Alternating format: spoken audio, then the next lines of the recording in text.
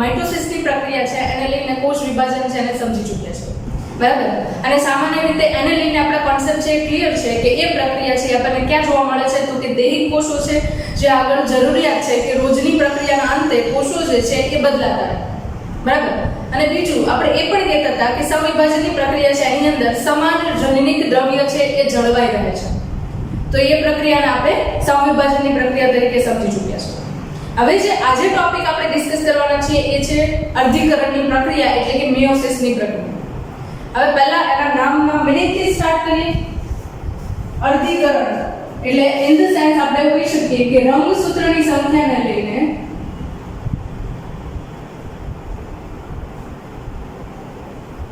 અહીં આગળ આપણે વાત કરી રહ્યા છીએ. ઓકે, નોર્મલી આપણે કોઈ પણ કોષ આપણા શરીરની અંદર જોઈએ તો એ કેવો હોય, તો કે દ્વિકીય અવસ્થામાં છે, એટલે કે એની અંદર રંગસૂત્રની સંખ્યા કેટલી છે, તો કે જોડીમાં રહેલા બે રંગસૂત્રો છે એ હાજર હોય છે. ફોર એક્ઝામ્પલ આપણે એવું કહીએ છીએ કે મનુષ્યની અંદર 23 જોડ રંગસૂત્ર છે, બરાબર.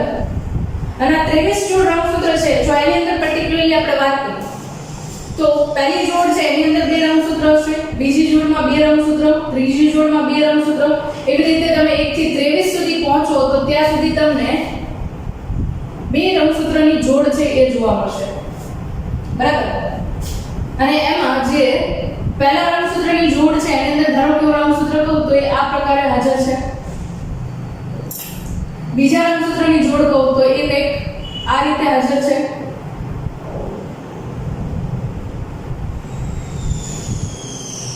રાઈટ. એવી રીતે ત્રીજા રંગસૂત્રની જોડ કહું તો એ કંઈક આ રીતે હાજર છે, રાઈટ. તો આ રંગસૂત્રો છે એ જોડીમાં છે એવું કહેવાય. અને જ્યારે આપણે અહીંયા આગળ 2n એવું કહીએ છીએ એનો મીનિંગ શું થાય, તો કે અહીંયા આગળ રંગસૂત્ર જે છે એ જોડીમાં હાજર છે, એકલા હાજર નથી, બરાબર.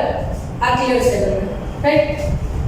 હવે અહીંયા આગળ તમે જુઓ છો કે અર્ધીકરણની પ્રક્રિયા થાય છે. અર્ધીકરણની પ્રક્રિયા એટલે સીધો મતલબ લઈએ છીએ રંગસૂત્રની સંખ્યા અડધી થવી, બરાબર. રંગસૂત્રની સંખ્યા અડધી થવી. હવે રંગસૂત્રની સંખ્યા અડધી થાય છે એટલે એનો મતલબ શું, તો કે રંગસૂત્રની સંખ્યા અડધી થાય છે એટલે એનો મતલબ અહીંયા ક્લિયરલી કરી શકીએ આપણે n/2 2n/2 એટલે અહીંયા આગળ આવશે n, રંગસૂત્રની સંખ્યા n છે. એનો મતલબ એવો થાય કે કોઈ પણ કોષ લો તો એની અંદર 23 જોડના બદલે માત્ર ને માત્ર 23 રંગસૂત્રો હોઈ શકે. એટલે તો કે અહીંયા આગળ બે જોડીના રંગસૂત્રો હતા, એના બદલે જોડીમાં માત્ર એક જ રંગસૂત્ર છે એ હાજર હશે. બીજી જોડ હતી એમાંનું પણ માત્ર એક જ રંગસૂત્ર છે એ કોષની અંદર હાજર હશે. ત્રીજી જોડ છે એની અંદરથી પણ માત્ર એક જ રંગસૂત્ર છે એ હાજર હશે. આ રીતે તમને 23 જોડી છે એમાંથી માત્ર ને માત્ર એક જ રંગસૂત્ર છે એ જોડમાંનું હાજર હશે. હા, પણ એ વસ્તુ નિશ્ચિત છે કે અહીંયા જોડમાંનું માત્ર એક જ રંગસૂત્ર હાજર હોઈ શકે, બીજું રંગસૂત્ર છે એ બીજા કોષની અંદર હાજર હશે, બરાબર છે. આ વસ્તુ આપણને ક્લિયર છે. તો આ રીતે જે રંગસૂત્રની વહેંચણી થાય છે, પિતૃની અંદર જે રંગસૂત્રની સંખ્યા છે એના કરતાં બાળકોષોની અંદર રંગસૂત્રની સંખ્યા અડધી થઈ જાય છે, એટલા માટે એને કહીએ છીએ અર્ધીકરણની પ્રક્રિયા, બરાબર. ઓકે, બીજી એક વાત પણ અહીંયા આગળ ક્લિયર કરી લઈએ. આપણે બે પ્રકારે કોષ વિભાજન જોઈએ છે, એકને કહીએ છીએ સમવિભાજન અને બીજાને કહીએ છીએ આપણે અર્ધીકરણ, બરાબર. તો સમવિભાજનની પ્રક્રિયા છે એના અંતે આપણે જોઈએ છે કે જ્યારે એક કોષનું વિભાજન થાય છે ત્યારે એક કોષની અંદરથી બે કોષનું નિર્માણ થાય છે, બરાબર. અને એ જ રીતે જ્યારે અર્ધીકરણની વાત કરીએ છીએ ત્યારે એના અંતે 4 કોષોનું નિર્માણ થાય છે. આ એક વસ્તુ ખાસ ધ્યાનમાં રાખીશું. સમવિભાજનની પ્રક્રિયાના અંતે 2 કોષો નિર્માણ પામે છે, અર્ધીકરણની પ્રક્રિયાના અંતે 4 કોષોનું નિર્માણ થાય છે, રાઈટ. હવે જ્યારે આપણે આખી અર્ધીકરણની પ્રક્રિયા છે અને સમજી લઈશું ત્યારે આપણને એક્ઝેક્ટલી આઈડિયા ક્લિયર થઈ જશે કે આપણે જે 4 કોષોનું નિર્માણ થાય છે એના માટે વાત કરીએ છીએ એ કેવી રીતે 4 કોષોનું નિર્માણ થાય છે, રાઈટ. બસ ખાલી અત્યારે નામની અંદર તમે એવું યાદ રાખી શકો કે અર્ધીકરણની પ્રક્રિયાના અંતે જે પિતૃ કોષોની અંદર રંગસૂત્રોની સંખ્યા 2n હોય એના બદલે જે નવા નિર્માણ પામતા બાળ કોષો છે એમની અંદર રંગસૂત્રોની સંખ્યા અડધી હોય છે, એટલે કે n હોય છે, રાઈટ. તો સિમ્પલી શબ્દોની અંદર કહું તો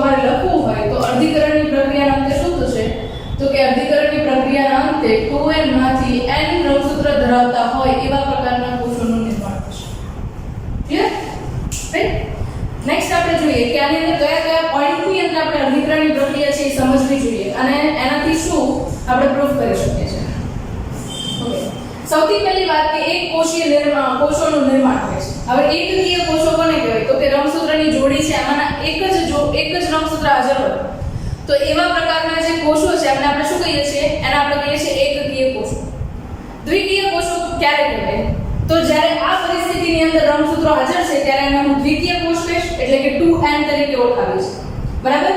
અને જ્યારે રંગસૂત્ર છે જોડીમાંનું એક જ હાજર છે ત્યારે આપણે આ રીતે દર્શાવીએ છીએ કે એને n વડે દર્શાવીએ છીએ.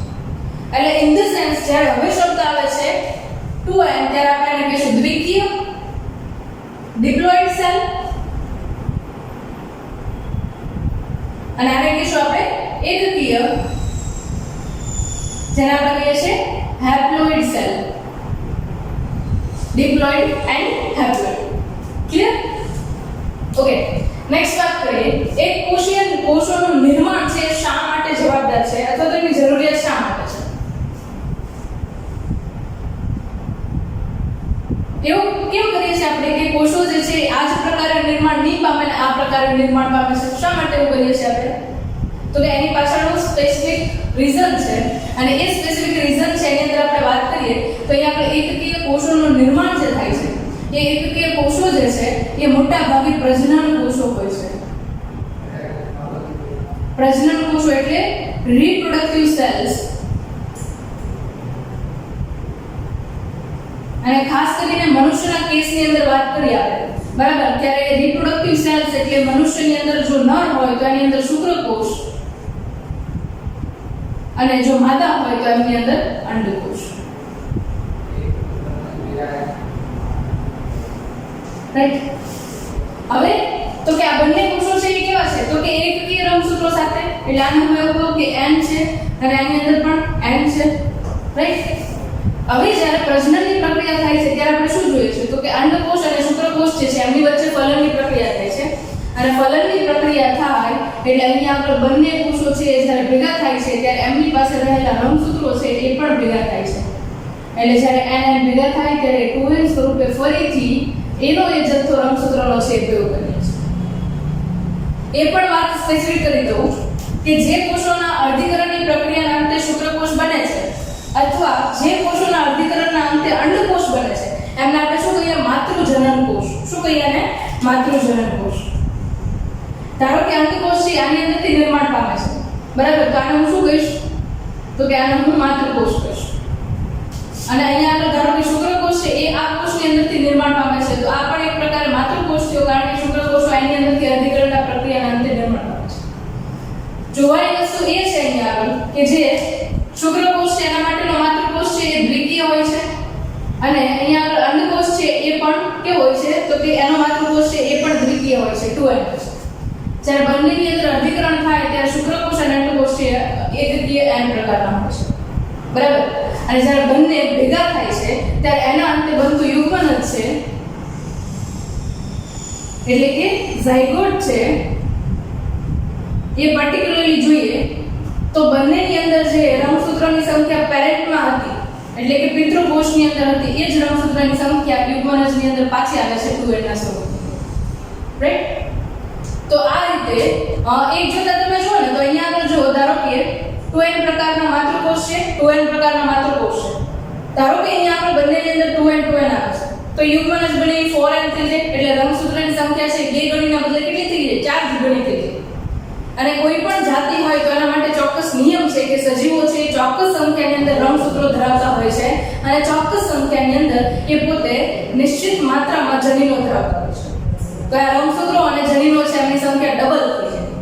તો એક પ્રકારે હું એવું પણ કહી શકું કે અહીંયા આગળ જે આ અર્ધીકરણની પ્રક્રિયા છે એ સજીવોની અંદર તેમનું સાતત્ય જાળવવા માટે પણ જરૂરી છે. એટલે કે આપણે કહીએ છીએ ને કે પેઢી દર પેઢી લક્ષણો છે એ એમને જળવાયેલા રહે છે.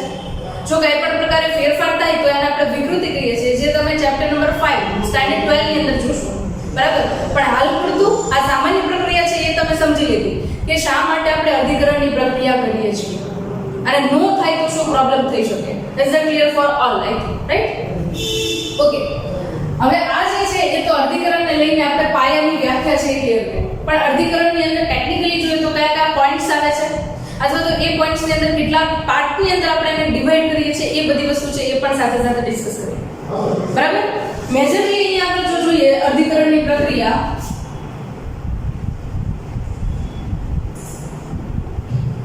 બરાબર, તો એ મિયોટિક ડિવિઝન એટલે કે અર્ધીકરણની પ્રક્રિયા દરમિયાન તમને બે વખત કોષ વિભાજન થતું જોવા મળે છે. બરાબર. તો અર્ધીકરણને પહેલા જો હું ડિવાઈડ કરું તો બે ચાર્ટની અંદર આપણે એને સેપરેટ કરીએ. પહેલું કહે છે અર્ધીકરણ 1 એટલે કે મિયોટિક ડિવિઝન 1 અથવા તો મિયોટિક ડિવિઝન ફર્સ્ટ, અને બીજું કહીએ છીએ આપણે અર્ધીકરણ 2 એટલે કે મિયોટિક ડિવિઝન 2, રાઈટ. નેક્સ્ટ એના પછી જોઈએ તો અર્ધીકરણ 1 જે છે એની અંદર મુખ્યત્વે 4 પેટા અવસ્થાઓ છે. સેમ એ જ રીતે અર્ધીકરણ 2 છે એની અંદર પણ 4 પેટા અવસ્થાઓ છે.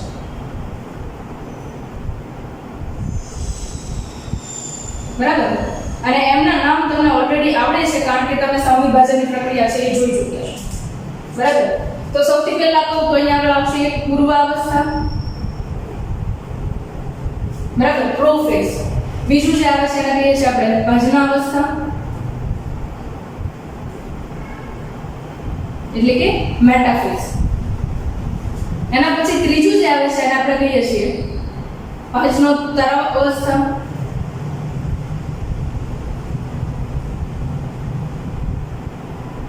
બરાબર.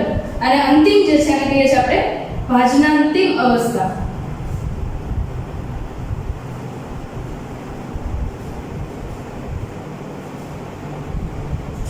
બરાબર. સિમ્પલ વે ની અંદર કહું તો અર્ધીકરણ 1 ની આ બધી જ અવસ્થાઓ છે એટલા માટે એને પૂર્વાવસ્થા 1, ભાજનાવસ્થા 1, ભાજનોત્તર અવસ્થા 1 અને ભાજનાંતિમ અવસ્થા 1 તરીકે ઓળખવામાં આવે છે. બરાબર.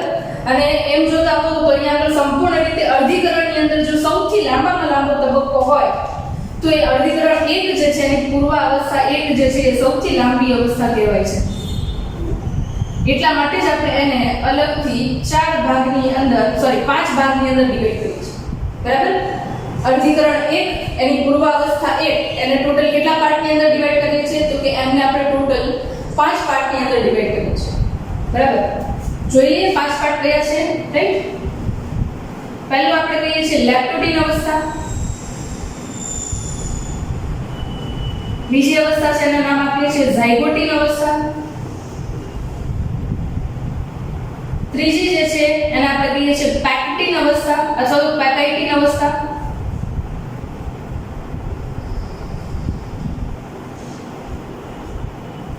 એના પછીની જે છે એને કહીએ છીએ આપણે ડિપ્લોટિન અવસ્થા. અને સૌથી છેલ્લી અવસ્થા છે એને આપણે શું કહીએ છીએ ડાયકાઇનેસિસ.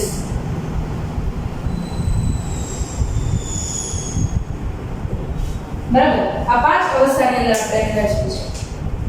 ઓકે. હવે અહીંયા આગળ કોષ ચક્ર છે એ પણ સેમ રીતે થશે. બરાબર. તો આપણને પ્રશ્ન થાય કે સમવિભાજનની પ્રક્રિયા મળે જે આપણે જોયું તો કોષ ચક્ર, એ જ કોષ ચક્ર છે અહીંયા પણ લાવવું પડે છે. હા, માત્ર એમ તબક્કો છે કે જ્યારે લિંગી કોષોનું નિર્માણ થાય છે ત્યારે અર્ધીકરણ પ્રકારનું તમને જોવા મળે છે. ખાસ કરીને મનુષ્યની અંદર વાત કરીએ છીએ. બાકી વનસ્પતિની અંદર ઘણા બધા વનસ્પતિ એવા છે કે જેમની અંદર દૈહિક કોષો કહીએ છીએ આપણે. બરાબર. વનસ્પતિમાં દૈહિક કોષો મારે કેવા હોય તો કયા કહી શકાય તો કે પર્ણની સંરચના છે, મૂળની સંરચના છે, બધા દૈહિક કોષો કહી શકાય. અને પરાગરજ અને અંડકોષ છે અને લિંગી કોષો કહી શકાય. તો એમની અંદર પરાગરજ અને અંડકોષ છે અથવા તો નરજન્યુ અને પૂજન્યુ છે એ ઘણીવાર એક ક્રિયા ઉત્પન્ન થાય છે પણ સમવિભાજનની પ્રક્રિયાના અંતે જ ઉત્પન્ન થાય છે કારણ કે એમના દૈહિક કોષો છે એ પણ કેવા છે તો કે એકકીય છે. એના માટે ડિટેલ ચર્ચા છે આપણે ચેપ્ટર નંબર 3 ની અંદર કરીશું. પહેલા આ કોષ વિભાજન છે અર્ધીકરણ પ્રકાર એ પાછો આપણે જોઈએ, રાઈટ. ઓકે. તો કોષ ચક્ર છે એને થોડું યાદ કરીએ અહીંયા આગળ. તો કોષ ચક્રની અંદર આપણે જોઈએ અલગ અલગ તબક્કાઓ, રાઈટ. અને એ અલગ અલગ તબક્કાઓ જે છે એની અંદર આપણે જોતા હતા G0 તબક્કો, બરાબર.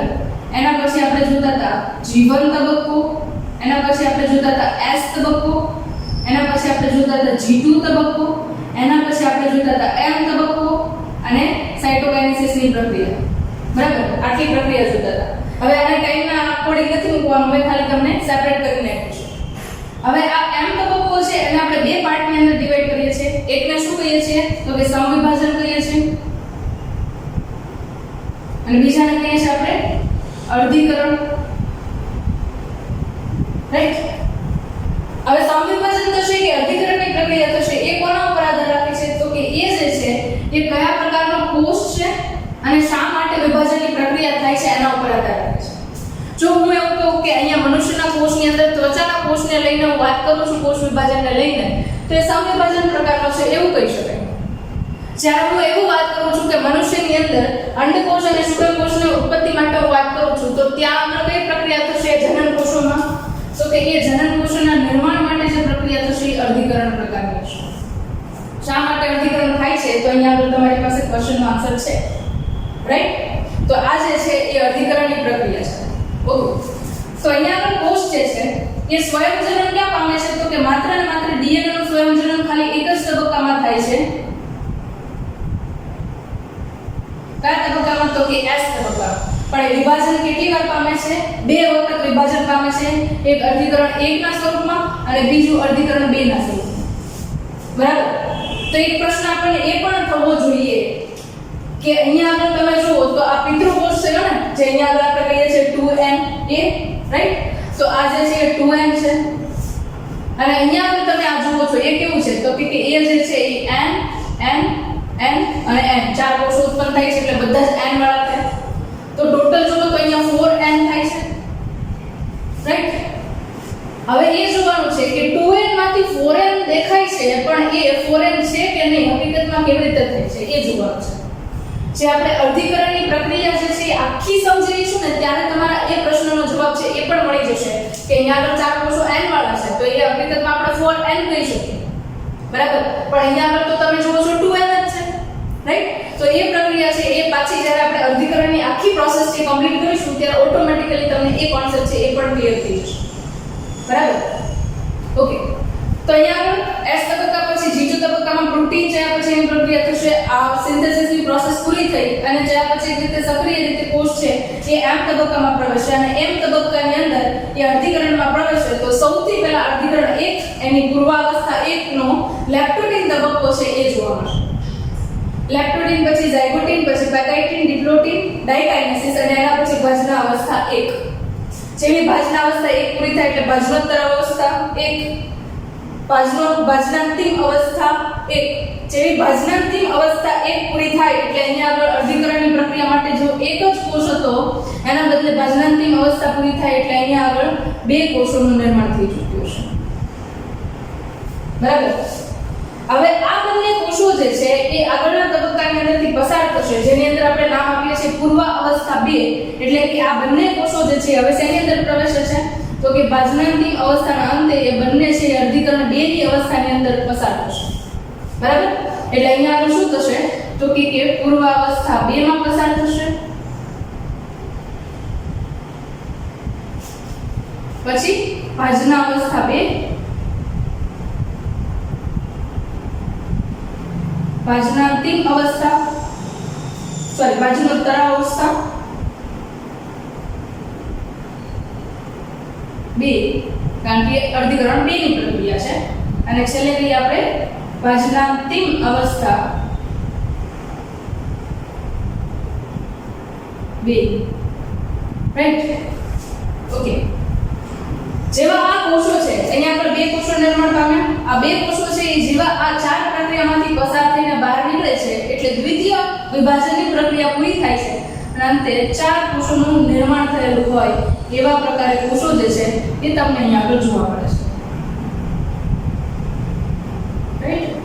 એટલે અહીંયા તમે પ્રક્રિયાની અંદર જુઓ છો એક કોષ અત્તરમાંથી ચાર બને છે એની અંદર બે તબક્કા થઈ ગયા. પહેલા તબક્કાની અંદર બે કોષો નિર્માણ પામે છે 2 સેલ ડેવલપ થાય છે અને બીજા તબક્કાની અંદર 4 સેલ ડેવલપ થાય છે. બરાબર. તો આ અર્ધીકરણની પ્રક્રિયા જે છે એના લઈને ટોટલ જે કંઈ પણ ક્વેશ્ચન્સ હતા બરાબર એ તમને એક્સપ્લેન કર્યા. બીજી એક વસ્તુ છે કે અહીંયા આગળ અર્ધીકરણની પ્રક્રિયાની અંદર પૂર્વાવસ્થા જોવો છો ને તો એની અંદર એક પ્રક્રિયા થઈ છે જેને કહેવાય છે વ્યતિકરણની પ્રક્રિયા. બરાબર. વધારે ડિટેલમાં ચર્ચા આપણે અર્ધીકરણનું મહત્વ છે એની અંદર કરશું પણ એક હિન્ટ આપી દઉં. આપણે જોઈએ છે કે આપણા પેરેન્ટ્સની અંદરથી આપણું નિર્માણ થાય છે, બરાબર? એમનું નિર્માણ ક્યાંથી થાય છે આપણા પેરેન્ટ્સનું? તો કે એમના પેરેન્ટ્સ એમની અંદરથી. એટલે એવું કહી શકું કે પેઢી દર પેઢી લક્ષણો છે આવે છે. પણ ક્યારેક એવું નથી બનતું કે આપણા જે મધર અને ફાધર છે એમની અંદર કા મધર હોય, ધારો કે ગર્લ છે તો એમના બધા જ લક્ષણો છે એ અહીંયા આગળ મધર જેવા જ હોય, એટલે કે એની માતા જેવા હોય. અને ધારો કે સન છે એટલે કે પુત્ર છે તો એના બધા જ લક્ષણો છે એ એના પિતા જેવા હોય એવું બનતું નથી. અથવા તમે ઘણીવાર જુઓ છો કે જોડિયા બાળકો આવે છે, બરાબર? તો એમાં પણ ઘણીવાર એવું બને છે કે બાળકો જે છે બંનેની અંદર લાક્ષણિકતા સમાન હોતી નથી. તો આવું બધું કેમ થાય છે? એ પ્રશ્નનો જવાબ છે એ પણ તમને અહીંયા આગળ પૂર્વાવસ્થા 1 જે છે એની અંદરથી મળી જશે. કારણ કે એ દરમિયાન જનીનોની અદલાબદલી થાય છે અને એ અદલાબદલીના અંતે અહીંયા આગળ નવા સજીવનું નિર્માણ થાય છે. એ કેવું હોય છે? તો કે પોતાના પિતૃની અંદર જે લક્ષણો છે કે મૂળભૂત લક્ષણો સામાન્ય હોય પણ સંરચનાની અંદર થોડી અલગતા જોવા મળે, બરાબર છે? તો અહીંયા આગળ અર્ધીકરણને લઈને જેટલી પણ પ્રાથમિક માહિતી છે કે જેનો બેઝ કહી શકીએ આપણે, એ તમને અહીંયા આગળ મેં ક્લિયર કરાવ્યું છે. છતાં પણ તમને જો કંઈ પણ ડાઉટ રહે તો તમે કમેન્ટ્સ બોક્સમાં કમેન્ટ કરી શકો છો. ટ્રાય કરીશ કે તમારા કમેન્ટ્સના આન્સર આપીશ.